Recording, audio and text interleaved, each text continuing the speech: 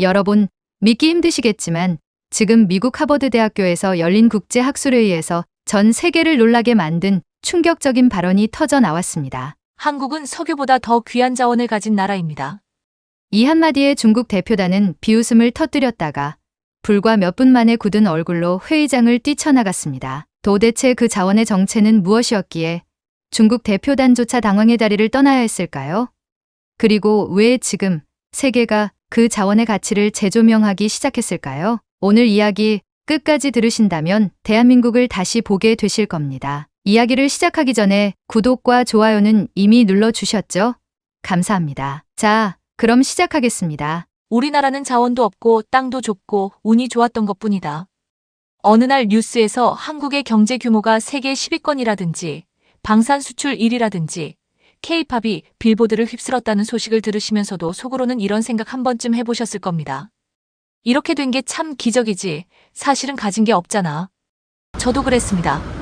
미국 명문대학에서 유학 중이던 저 역시 솔직히 말하면 그렇게 생각하고 있었습니다. 안녕하세요. 저는 프랑스 파리 정치대학에서 국제정치학 박사과정을 밟고 있는 이윤경이라고 합니다. 어릴 적부터 대한민국이 이룬 기적이 자랑스럽긴 했지만 그게 마냥 자부심으로 이어지진 않았습니다. 어느 날은 이렇게 생각했죠. 우리는 그저 교육열로 버틴 나라지 결국 자원도 없고 힘도 없는 작은 나라야. 그런데요, 그 생각이 완전히 뒤집힌 순간이 있었습니다. 지금부터 제가 겪은 이야기를 들으시면 여러분도 분명히 같은 충격과 자부심을 느끼시게 될 겁니다. 지난달 미국 하버드 대학교 케네디 스쿨에서 열린 국제학술회의에 참가할 기회가 있었습니다. 전 세계에서 날고 기는 외교학자, 경제학자, 지정학 전문가들이 모인 자리였고 저도 한국을 대표하는 패널 중 한 명으로 초청받았습니다. 긴장도 됐지만 마음 한편으론 자신감도 있었습니다. 하지만 첫날 회의장에서 마주한 분위기는 생각보다 훨씬 무거웠고 예상치 못한 갈등의 조짐이 곳곳에서 감지됐습니다. 특히 중국 대표단의 발언은 시작부터 압도적이었습니다. 자원이 없는 나라는 결국 다른 강대국에 종속될 수밖에 없다. 이런 식의 논리가 이어졌고 청중들은 고개를 끄덕이며 어느 정도 수긍하는 분위기였습니다. 솔직히 저도 잠시 그들의 말이 옳은 게 아닐까 생각이 흔들렸습니다. 하지만 그 순간 회의장을 조용하게 만든 발언이 나왔습니다. 바로 한 국제관계학 교수가 자리에서 일어나 이렇게 말한 겁니다. 한국은 석유보다 더 귀한 자원을 보유한 나라입니다. 그리고 그 자원을 50년도 넘게 활용해왔습니다. 처음에는 청중 대부분이 의아한 표정을 지었습니다. 어떤 이는 피식 웃기도 했고 특히 중국 대표단은 노골적으로 비웃었습니다. 하지만 교수님의 프레젠테이션이 시작되고 불과 3분이 지나자 그들은 급격히 표정을 굳히더니 마침내 노트북을 닫고 회의장을 빠져나갔습니다. 정말 믿기 어려운 장면이었지만 저는 그 순간을 똑똑히 지켜봤습니다. 도대체 그 자원은 무엇이었을까요? 왜 한국이 그 자원을 통해 기적을 이룬 나라로 다시 조명되기 시작했을까요? 그리고 왜 그토록 강경하던 중국 대표단조차 당황하며 물러설 수밖에 없었을까요? 그날 회의장에서 벌어진 일들을 통해 저는 비로소 깨달았습니다. 한국은 자원이 없는 나라가 아니었습니다. 우리가 너무나 익숙해서 그래서 미처 인식하지 못했던 어마어마한 자원을 가진 나라였던 겁니다. 그리고 지금 전 세계가 뒤늦게 그것을 깨닫기 시작한 것이죠. 그날 회의에서 가장 먼저 발언권을 쥔 사람은 중국 대표단의 수석학자였던 칭화대학 장하오 교수였습니다. 그는 조용히 마이크를 잡고 단호한 목소리로 이야기를 시작했습니다. 국가의 번영은 자원의 보유 여부에 달려 있습니다. 역사적으로 자원이 풍부한 나라가 부를 축적하고 군사력을 키우며 세계 질서를 주도해왔습니다. 중동의 산유국들, 러시아, 호주, 그리고 미국을 보십시오. 모두 막대한 천연자원 덕분에 오늘의 위상을 갖게 된 것입니다. 이 발언은 굉장히 논리적으로 들렸고 발표 자료에는 석유 매장량 지도, 자원 수출국의 GDP, 군사력 통계 등이 정리돼 있었습니다. 청중들 중 일부는 고개를 끄덕였고 몇몇은 박수를 치기도 했습니다. 저는 순간 숨을 고르게 됐습니다. 왜냐하면 그 말은 어느 정도 사실이었기 때문입니다. 역사 속에서 자원은 곧 권력이었고 경제력은 자원의 양에 따라 좌우된 시대가 분명히 있었습니다. 그 다음 연단에 선 인물은 바로 장 교수의 제자이자 미국 유학 중인 왕진웨이였습니다. 그는 스승의 논리를 더욱 세련되게 덧붙였습니다. 제가 최근 분석한 자료에 따르면 현재 세계 상위 20개 경제국 중 14개국이 주요 자원 보유국입니다. 특히 사우디아라비아는 석유 덕분에 1인당 GDP 2만 달러를 넘는 부국이 되었고 자국 통화를 국제 원유 거래에 활용하면서 외교력까지 확보했습니다. 왕진웨이의 발표는 화려했습니다. 그래프와 수치, 위성 이미지까지 활용해 세계가 여전히 자원의 시대에 있다는 주장을 조밀하게 펼쳐나갔습니다. 거기엔 해양이라는 단어조차 거의 등장하지 않았습니다. 문제는 이들의 발언 속에는 한 가지 전제가 깔려 있었다는 점입니다. 자원이 없으면 결국 남의 나라에 의존할 수밖에 없다. 그리고 그 말은 곧 한국 같은 나라에 대한 우회적 비판으로 들릴 수 있었습니다. 사실 이런 시각은 단지 중국 대표단만의 것이 아닙니다. 세계 외교와 경제계에서도 한국의 성장을 여전히 미스터리처럼 바라보는 시선이 있습니다. 아니, 석유도 없고 광물도 부족하고 땅도 좁고 인구도 적은 나라가 도대체 어떻게 여태까지 살아남았을까? 심지어 어떤 서구 언론에서는 기적의 국가, 유례없는 예외 같은 말로 한국을 설명하곤 합니다. 그 표현들은 얼핏 보면 칭찬처럼 들리지만 그 이면에는 여전히 한국은 본래 성공할 수 없는 나라였지만 운이 좋았다는 시각이 존재합니다. 저 역시 외국 유학을 하며 수없이 이런 질문을 받아왔습니다. 한국은 자원도 없는데 어떻게 경제대국이 된 거예요? 그 질문을 받을 때마다 저는 항상 잠시 멈칫하게 됩니다. 왜냐하면 그 말 앞에 저 스스로도 늘 맞는 말이긴 하지라고 생각해왔기 때문입니다. 그날 회의장에서 장하오 교수와 왕진웨이의 발언이 이어졌을 때 저 역시 마음 한켠이 움츠러들 수밖에 없었습니다. 그들의 말은 논리적이었고 수치로 뒷받침됐으며 역사적으로도 충분한 사례를 가지고 있었습니다. 그들의 발표 이후 회의장에는 일시적인 정적이 흘렀습니다. 분위기는 명백히 그들의 논리 쪽으로 기울어 있었습니다. 그런데 바로 그 순간이었습니다. 한 명의 미국 학자가 조용히 손을 들고 질문을 던졌습니다. 그렇다면 반대로 자원이 거의 없는 한국은 어떻게 세계 10위권 경제국이 되었을까요? 단지 미국의 지원 때문이었습니까? 아니면 다른 구조적인 이유가 있었습니까? 순간 회의장이 묘하게 긴장됐습니다. 청중의 시선이 장하오 교수 쪽으로 향했고 그는 살짝 당황한 듯한 얼굴로 대답을 망설였습니다. 그때 저는 속으로 외쳤습니다. 지금이다. 이 흐름을 바꿔야 한다. 왜냐하면 지금까지의 토론은 한 가지 관점만을 절대적인 진실처럼 다루고 있었기 때문입니다. 그들에게 필요한 것은 수치나 논리보다도 진짜 현실을 살아낸 다른 이야기였습니다. 그리고 그 이야기를 할 수 있는 사람이 바로 저였습니다. 저는 조용히 마이크를 잡았습니다. 그리고 이렇게 말문을 열었습니다. 여러분, 한국은 석유도 없고 천연가스도 없고 주요 광물 자원도 부족한 나라입니다. 그런데도 오늘날 세계 6위 수출국이자 반도체, 조선, 배터리, 문화산업 등 수많은 분야에서 세계 선두를 달리고 있습니다. 이 사실 하나만으로도 지금 우리가 자원의 절대성에 대해 다시 생각해 볼 필요가 있지 않겠습니까? 회의장이 조용해졌습니다. 이제 흐름이 조금씩 바뀌기 시작했습니다. 그리고 저는 바로 그 순간부터 한국이 가진 석유보다 귀한 자원, 그 진짜 이야기를 꺼내기 시작했습니다. 그것은 결코 가시적인 것이 아니었고, 그래서 더 강력한 힘을 가진 것이었습니다. 제가 말을 꺼내자 회의장은 조용해졌습니다. 모두가 어떤 이야기가 나올지 지켜보는 분위기였습니다. 저는 마이크를 쥔 채 천천히 이렇게 말했습니다. 여러분, 한국이 가진 석유보다 더 귀한 자원은 바로 바다입니다. 처음엔 몇몇 사람들의 미소가 보였습니다. 누군가는 속으로 이렇게 생각했을지도 모릅니다. 바다? 그게 자원이야? 하지만 저는 바로 다음 말을 이어갔습니다. 한국은 삼면이 바다로 둘러싸인 반도 국가입니다. 하지만 단순히 바다를 접하고 있다는 사실만으로는 지금의 성장을 설명할 수 없습니다. 중요한 건 그 바다를 어떻게 활용했는가입니다.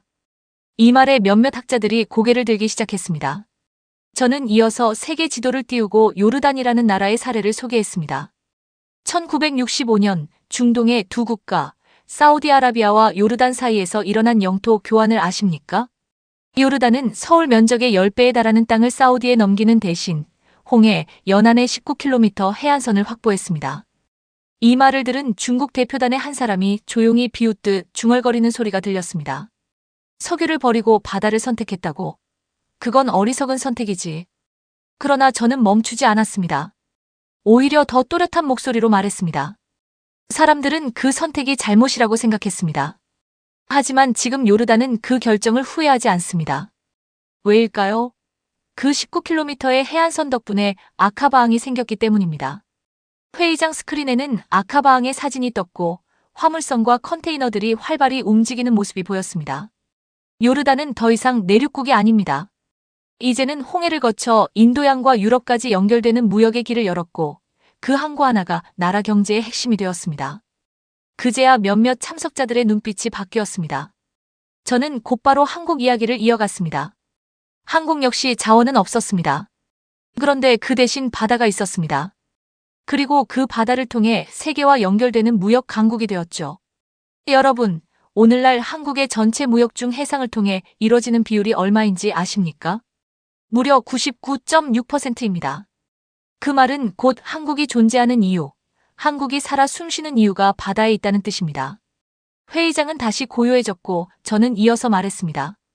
바다는 단순히 물류의 통로가 아닙니다. 자원이 없는 나라가 생존하고 성장하고 세계를 연결하는 유일한 창입니다. 내륙국 몽골을 떠올려 보십시오. 자원이 풍부하지만 수출을 하려면 반드시 중국이나 러시아를 거쳐야 합니다. 그래서 경제적으로 독립적인 발전이 쉽지 않습니다. 반면 한국은 바다를 통해 자유롭게 나아갈 수 있습니다. 누구의 허락도 필요 없이요. 이 말을 하자 회의장 뒤쪽에 앉아있던 유럽의 한 교수가 조용히 고개를 끄덕이는 모습이 보였습니다. 저는 다음 슬라이드를 띄웠습니다. 그곳엔 부산항이 있었습니다. 여기는 부산입니다. 1876년 개항한 이 항구는 현재 아시아 최대 규모의 환적항 중 하나입니다. 지금 부산항은 287개의 국제 전기 노선을 운영하고 있고 매년 2천만 개 이상의 컨테이너를 처리하고 있습니다. 한국은 단지 자국의 무역을 처리하는 것을 넘어서 전 세계 물류를 중개하는 해양 네트워크의 중심지가 되었습니다. 그 순간 미국 대표단 중 한 명이 조용히 메모를 하던 손을 멈추고 고개를 들었습니다. 저는 기회를 놓치지 않고 이어 말했습니다. 한국의 바다는 조선업으로 이어졌습니다. 세계 최고 수준의 조선 기술, LNG 선박, 이중 연료 추진선, 스마트 선박. 이 모든 혁신은 바다가 있었기에 가능했습니다. 또한 그 바다는 사람과 사람을 연결했고 문화와 기술, 창의성까지 흘러가게 만들었습니다. 여러분, 자원은 땅속에 묻혀 있기에 끝이 있습니다. 하지만 바다는 무한히 열려 있고 영원히 흐릅니다. 그 바다를 어떻게 활용하느냐가 21세기 국가의 미래를 결정할 것입니다. 그리고 한국은 그 답을 이미 증명해낸 나라입니다. 회의장은 조용했습니다. 누군가는 감탄했고 누군가는 당황했습니다. 하지만 분명한 것은 지금 이 순간부터 한국은 자원이 없는 나라라는 프레임이 흔들리기 시작했다는 사실이었습니다. 그리고 저 역시 처음으로 가슴 깊이 확신하게 됐습니다. 우리는 결코 부족한 나라가 아닙니다. 우리는 바다를 가진 나라입니다. 바다의 힘이 단지 상징적인 개념이 아니라는 사실은 한국의 경제 구조를 들여다보면 더욱 분명해집니다. 한국의 수출 구조를 분석해보면 해상이 얼마나 핵심적인 위치에 있는지 단번에 알 수 있습니다. 2022년 기준 한국의 총무역 규모는 1조 2천억 달러를 돌파했습니다. 이 수치는 한국이 세계 9대 무역국에 올랐음을 의미합니다. 그리고 그 어마어마한 물류의 90% 이상이 바다를 통해 오갑니다. 무역은 국가의 혈액순환과도 같습니다. 그런 의미에서 한국은 전 세계를 향해 심장을 뛰게 만든 강력한 해양순환 시스템을 갖춘 나라입니다. 그 중심에는 부산항이 있습니다. 부산항은 단순한 항구가 아닙니다. 세계 2위의 환적 항만이자 글로벌 해상물류 허브입니다. 이곳에서는 한국 제품만 다루는 것이 아닙니다. 유럽, 아시아, 미주에서 들어온 수많은 화물이 부산항을 거쳐 세계 각지로 재배분됩니다. 바로 이 점이 중요합니다. 한국은 자국 경제만을 위한 항만이 아닌 세계 물류 체계에 없어서는 안 될 플랫폼이 된 것입니다. 그리고 이 해양 플랫폼 위에 한국은 세계 1위의 산업을 하나둘씩 세워 올렸습니다. 그 첫 번째가 바로 조선업입니다. 지금 한국의 조선소들은 전 세계 LNG 운반선의 70% 이상을 수주하고 있습니다. 현대중공업, 삼성중공업, 하나오션 등은 단순히 배를 만드는 기업이 아닙니다. 이들은 미래의 에너지 운송을 책임지는 해양 첨단 기술의 집합소입니다. LNG 운반선은 단순한 화물선이 아닙니다. 수천 톤의 액화가스를 영하 160도 이하로 안정적으로 운반해야 하는 고도의 기술력, 정밀 용접 기술, 첨단 소재, 극저온 시스템이 총동원되는 하이엔드 산업의 결정체입니다. 그리고 이 어려운 선박을 전 세계가 한국에 주문하고 있다는 것은 곧 한국의 기술력을 향한 국제사회의 신뢰를 의미합니다. 그뿐만이 아닙니다. 한국은 스마트 선박, 친환경 선박, 자율 운항선 개발에도 앞장서고 있습니다. 이는 단순히 산업적 우위를 넘어서 기후위기 시대의 해양 해법까지 제시하는 수준입니다. 국제해사기구 IMO의 환경 규제를 선도적으로 이행하며 탄소 중립 선박 개발에까지 나서고 있다는 점은 한국이 미래 해양 산업의 방향을 이끌고 있다는 강력한 증거입니다. 그리고 이 기술력은 다시 해군 함정, 잠수함, 구축함 같은 방산 산업으로도 확장됩니다. 해양 접근성은 조선, 방산, 무역, 물류를 잇는 한국 경제의 혈관이자 뼈대라는 사실입니다. 한국이 바다를 통해 이룬 또 하나의 위대한 성취는 국가 안보와 방위 산업의 발전입니다. 경제와 문화의 번영은 물론 중요하지만 그것을 지속 가능하게 만들기 위해서는 자국을 지킬 수 있는 힘이 반드시 필요합니다. 그 힘 또한 바다에서 시작됐습니다. 한반도는 지정학적으로 매우 복잡한 위치에 놓여 있습니다. 북쪽에는 북한이라는 군사적 긴장 요소가 있고 동해와 남해를 사이에 두고 일본과 맞닿아 있으며 서해 너머에는 거대한 중국이 자리하고 있습니다. 이러한 위치는 도전이자 동시에 기회입니다. 즉, 주변 강대국 사이에서 전략적 균형을 유지하며 스스로를 지킬 수 있는 힘을 키우는 것이 필수적입니다. 그리고 한국은 그 해답을 바다에서 찾았습니다. 첫 번째로 주목해야 할 것은 한국 해군의 변화입니다. 과거 한국 해군은 연안 방어 중심의 소규모 체제였습니다. 그러나 지금은 다릅니다. 한국은 자국의 해상 교통로를 스스로 지킬 수 있는 능력을 키우기 위해 지속적인 해군력 강화에 힘써왔습니다. 세종대왕급 이지스 구축함, 독도함을 필두로 하는 대형 수송함, 장보고급 잠수함 등은 바다 위에서의 방어뿐 아니라 원의 작전 능력까지 확보하는 기반이 되었습니다. 특히 이지스함은 최첨단 전투 시스템을 갖춘 군함으로 탄도미사일 탐지 및 요격 능력을 바탕으로 동북아 안보의 핵심 자산으로 자리매김하고 있습니다. 이는 단지 해군의 발전이 아니라 한국이 스스로의 바다를 지킬 수 있는 자주적 안보 능력을 가졌다는 선언과도 같습니다. 또 하나 주목해야 할 부분은 방위산업의 수출 경쟁력입니다. 한국은 이제 무기를 수입만 하는 나라가 아닙니다. 오히려 최첨단 무기를 수출하는 세계적인 방산 수출국으로 성장하고 있습니다. 2022년 폴란드 정부는 한국과 대규모 방산 계약을 체결했습니다. K2 전차 980대, K9 자주포 648문, FA50 경공격기 48대를 포함한 약 20조 원 규모의 초대형 수출 계약이었습니다. 이 수치는 단일 계약 기준 한국 방산 역사상 최대 기록이며 단순한 수출을 넘어 한국의 군사 기술력과 신뢰도에 대한 국제적 평가를 보여주는 지표입니다. 여기서 중요한 점은 이러한 방산 산업 역시 해양 기반 기술과 떼려야 뗄 수 없다는 사실입니다. 한국의 조선 기술은 단순히 상선 건조에 그치지 않고 잠수함과 군함 같은 방산 장비 건조로 자연스럽게 확장되었습니다.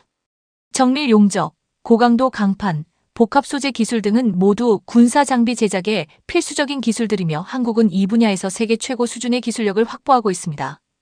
더불어 한국은 해양 플랫폼을 기반으로 한 무기체계 수출 루트를 안정적으로 운영하고 있습니다.